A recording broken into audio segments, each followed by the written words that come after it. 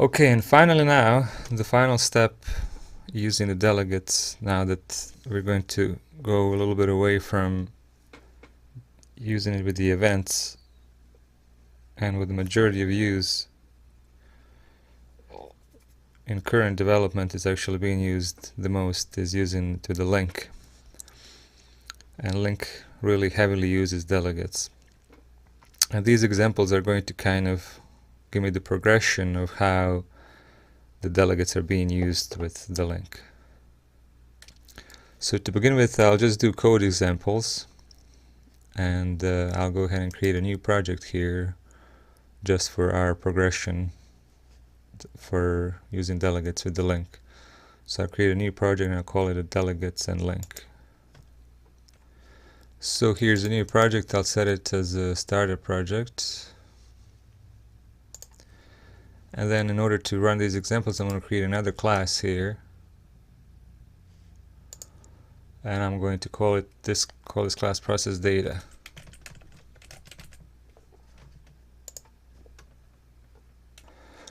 So the first trick using the delegates outside of using with the events is that we can pass the delegate to different object or class. We can have that object or class run a delegate, which in turn can do some function independent or completely independent and unknowing inside of this class that it actually does it. So it can be a tool for loose coupling in a sense, because we can do some work in this object, process data object, that this process data object doesn't know anything about. So in order to demonstrate this, I'll go ahead and create a new class and I'll just call it example1. So I created example1 and I created the public delegate that returns integer, and that takes two integers as it's for its method.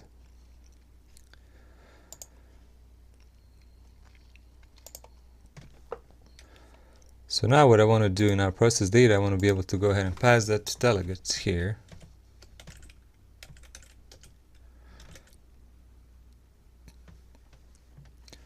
And what I want to be able to do here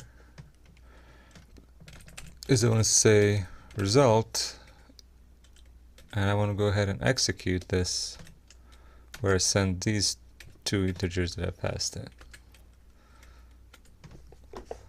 So all this object here knows is that it's receiving some delegate. Delegate is being received and ran right here. And also know that, for example, this is a void. So the delegate is coming and is being received here. So I just newed up the process data here, our object, and I'm going to go ahead and call the method process, and then it takes integer a, b, and it takes the delegate. So I can say 5, 5, and then delegate I need to instantiate it, because right now it's just declared, it hasn't been instantiated in memory, so I need to say do some processing, and let's call this delegate add data, and then instantiate it.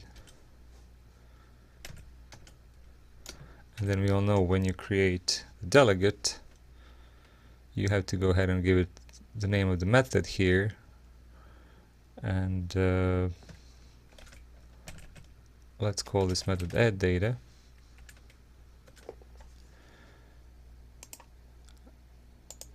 And let's go ahead and generate this method right here. And since it's a add data, let's just return a plus b. And then let's go ahead and pass add data.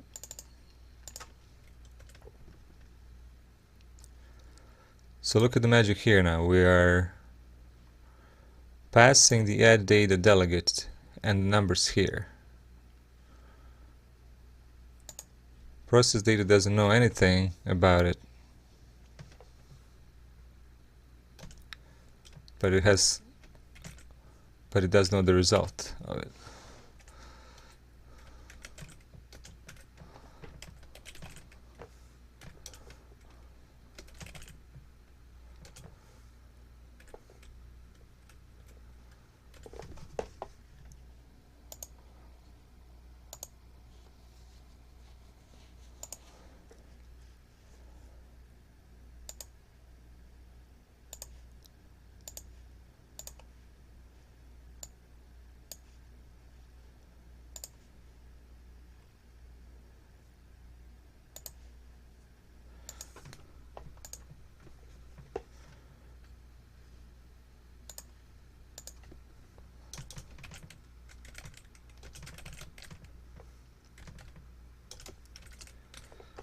So let's try and see if we get 10.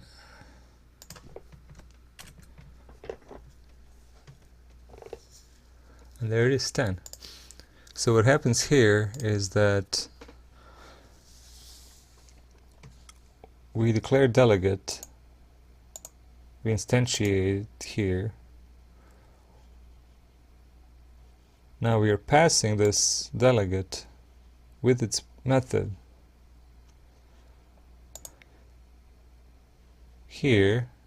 This doesn't know anything, but it still knows how to do it. So we're just running the delegate inside of it, passing some numbers to it, and whether the delegate does the adding or multiplying or whatnot. So I can create another delegate here using the same delegate. I can instantiate another one and say multiply data. Multiply data.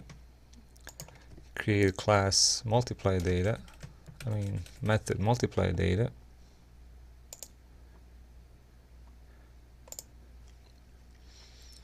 And then here we can return a times b.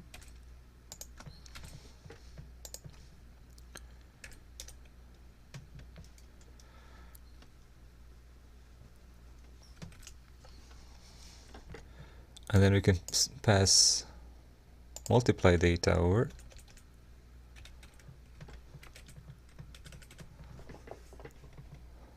And if you run it, we get 25. So this way of doing things is one of the ways how the LINQ took advantage of this way of doing things. And so here, what's really important to note now is that we are declaring the delegate. Then we have to instantiate the delegate ourselves and create a method. So although it's very useful, there's quite a bit of things that we have to do in order to take advantage of this nifty technology that they built in. So what they've done is they said, well, we're just going to make it very compiler heavy. So let the compiler do a lot of things. And we just do little synthetical things to tell the compiler what we want it to do. So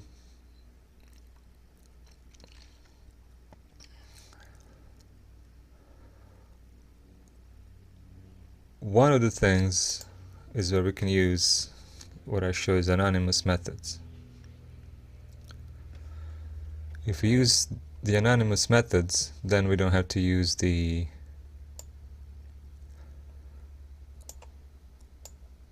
don't have to write this method here itself.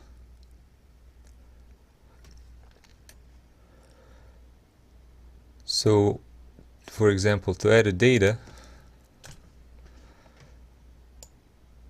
we can get rid of our method here.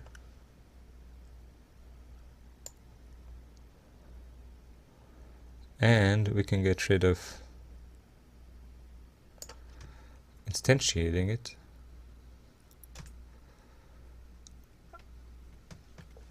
And then we just use our lambda expression here, taking a and b and returning a plus b.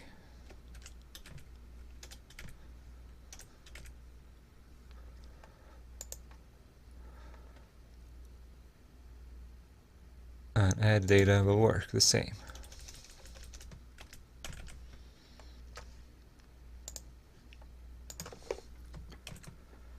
There's a 10.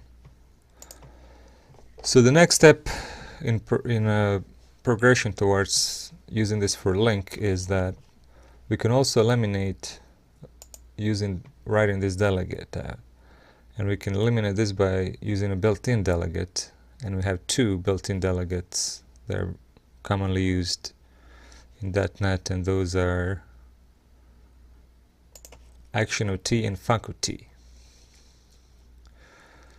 So what they allow us to do is they allow us to generate a delegate for us, so we don't actually have to write it out, so we can get rid of this.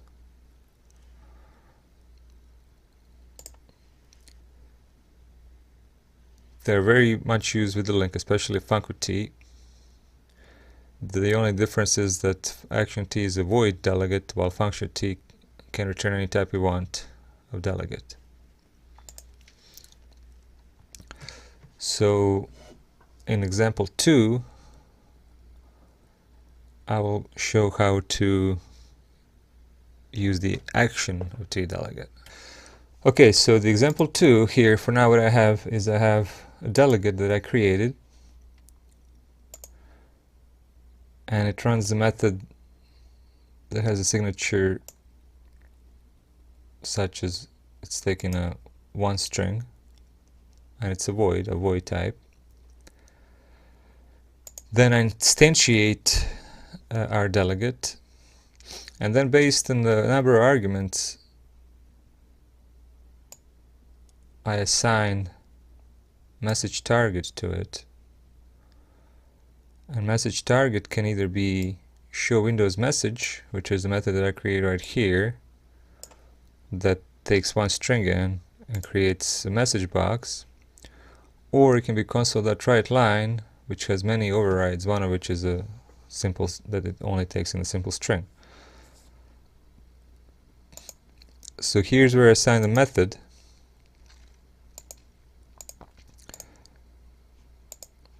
And then I run it right here. So the power of this, for example, is that it's an example, but I can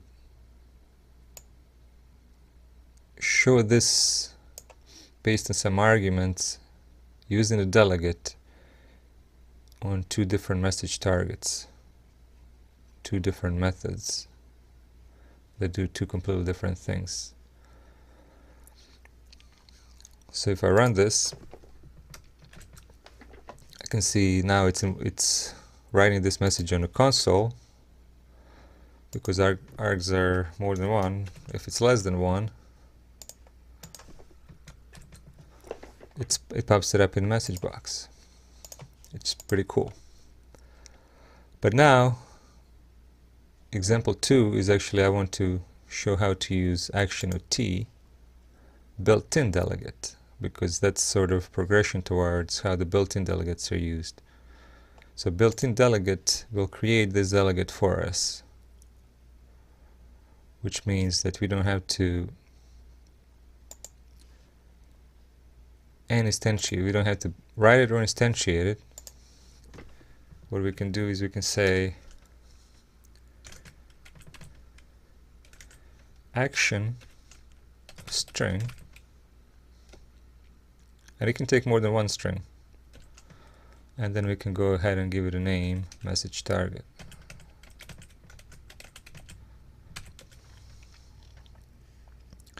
And also we can get rid of the target method now. So our built-in delegate does all these things for us. It creates a delegate, instantiates it for us, and it creates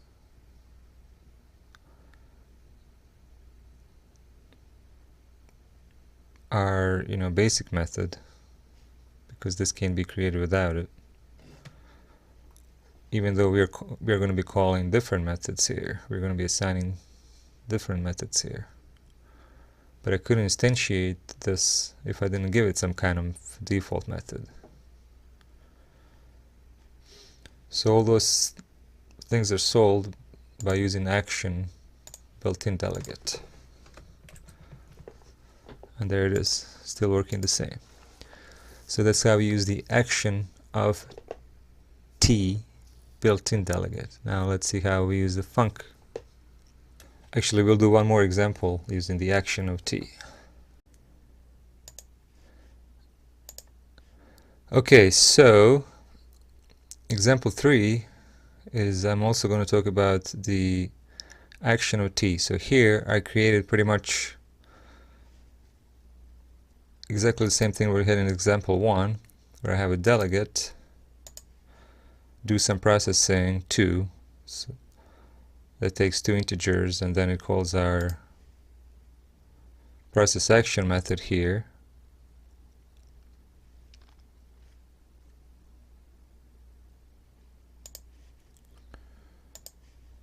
And then this process action is going to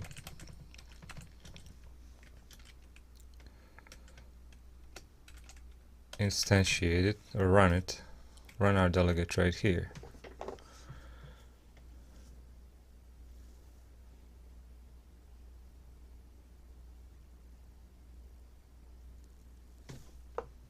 And as we can see right here immediately, because I want to use a void delegate that I can't really return,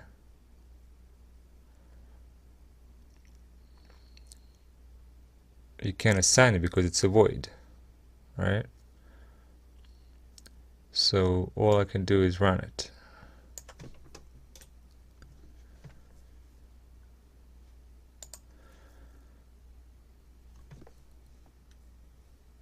And then let's see here. Let's run. Okay, and an also interesting thing here is that the method that our void delegate creates also has to be of the same type, void, and I think I already covered that earlier. So same signature and type, so it has to be exactly the same as our delegate. So here we have to just write to the console, and in our process data we can also write something to the console just so that we know that this ran too. So our example 3 should now run very similarly like example 1, that was an int that simply returned right here and was able to return to our process data. We could write it out here. Interesting difference. So with the void type, we can now use our action of T, because action of T is always void. So in order to do that, we no longer need our delegate. We no longer need to instantiate our delegate, just like we did in earlier, and we no longer need our method. All of those things are replaced by using the action of T. In this case, our action of string, and we give it a name, same process action.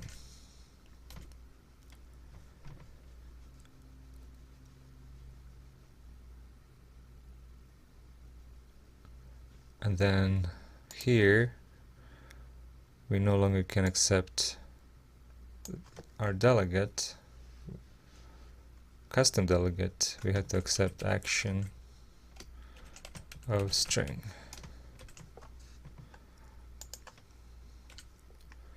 So our custom delegate was replaced with a built-in delegate now.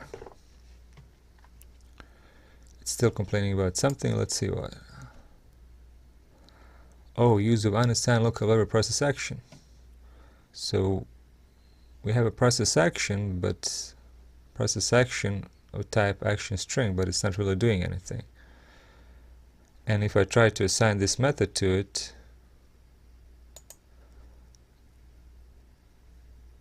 I couldn't. So here what I need to do is I need to go ahead and write this method into lambda expression. And the lambda expression here is going to be taking two parameters, a, b, lambda operator, and we're just going to add them.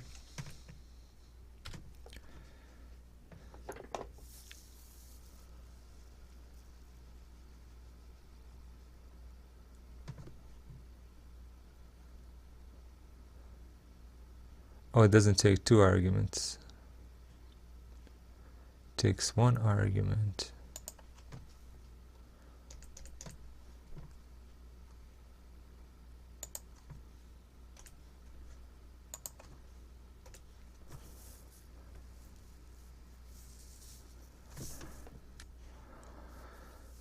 And then same issue that I had earlier is with the return type, but I'm still not understanding here. I need to take, it's not going to be of string, it's actually going to be, in this case, we need two integers, int, int. And then we need two integers here, a and b. And we need to change this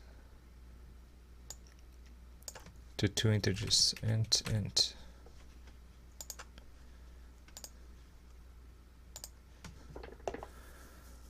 So now, we, instead of writing our delegate, we're going to have compiler do everything because we're using the built-in delegate.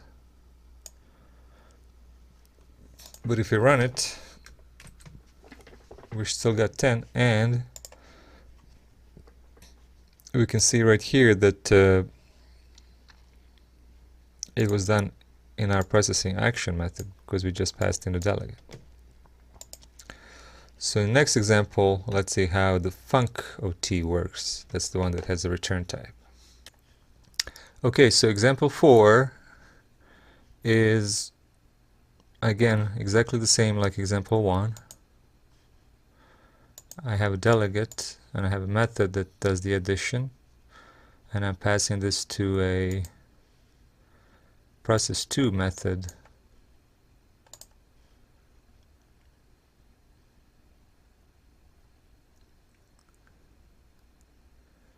which is going to add it in our case, and we got 11. So now we can see that the funcOT is actually the same, used the same as a delegate that has a return type, and they can take in some parameters. So we can get rid of this, we can get rid of our instantiation, and we can get rid of our method. It's all replaced by built-in delegate func and int int, and also the return type here we have, so it's 3 ints, and we can call it process. And in our process data, now we have to, instead of using our custom delegate, we have to use our funcOT, which takes two integers and return an integer. Everything else works exactly the same. So if I run this again,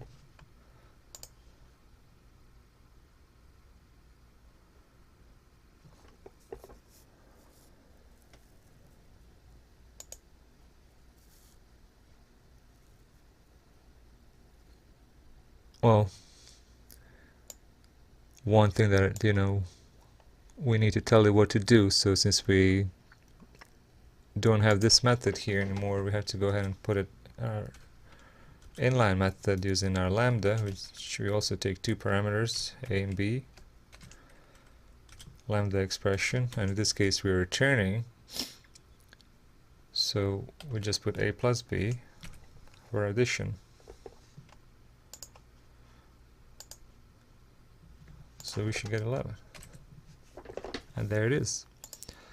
So that's how funct works. And then our next and final example is now going to actually work with the LINQ and show us how the LINQ does these things. Okay, and finally I'm making my way into using the LINQ with all of these things, with delegates and the syntax that I've used using the lambda expressions. So what I have is a customer object, and I have it right here loaded into the list of customers. So what I want to do, I want to use LINQ in order to filter this. For example, I want to filter it by what city is it, Phoenix. So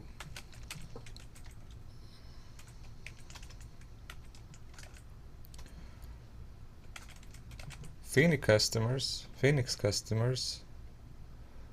are equal, so we take our list up here, custs, and we use where.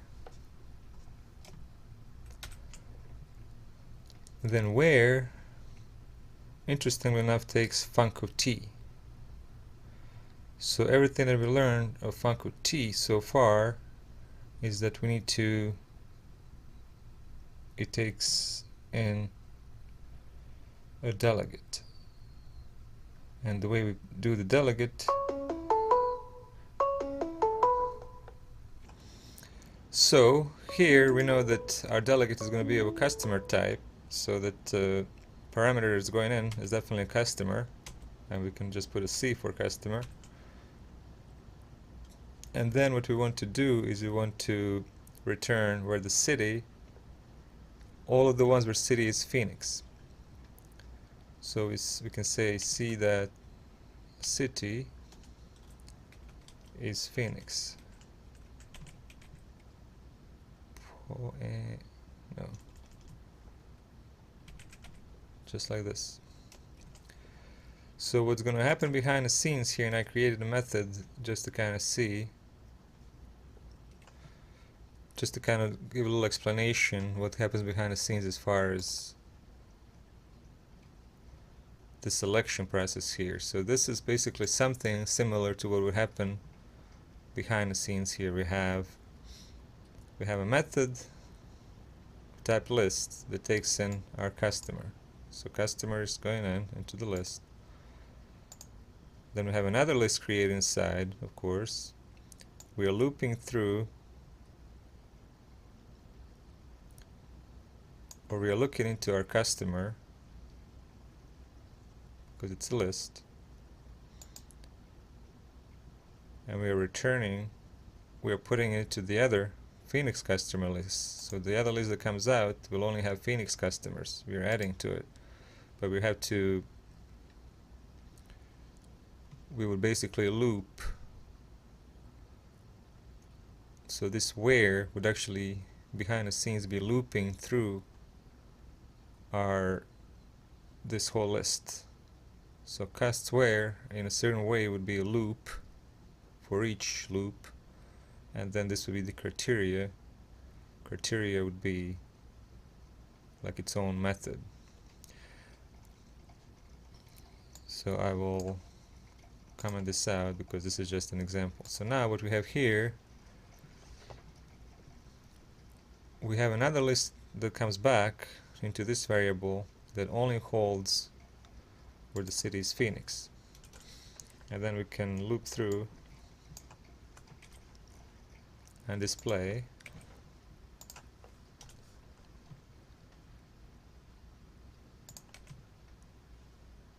and we should get customers with Phoenix.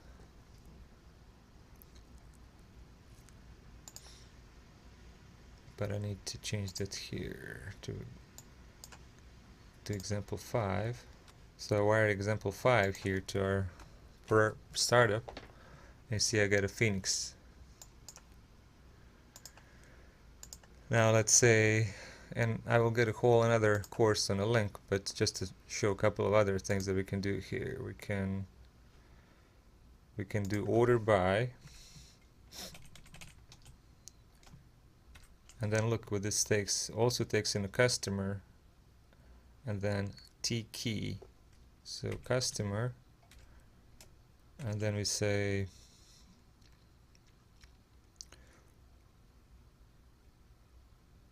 C dot first name.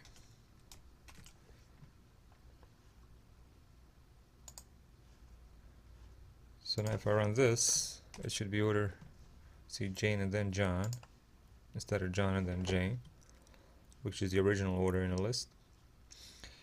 We can also kind of break these down to go like this. It's easier to read.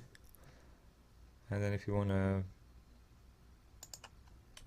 add another thing right here that we want to select into a new list, we can say and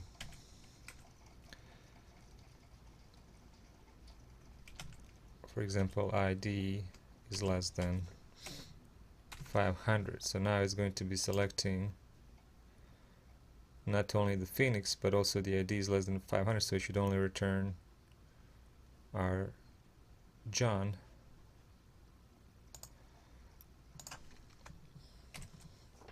There it is. So this sums up, how gradually kind of move into how these delegates, lambda expressions, how they're, and there's built-in delegates such as func of t, how they're used to in LINQ, which is a very important part and probably the main reason why I'm learning this.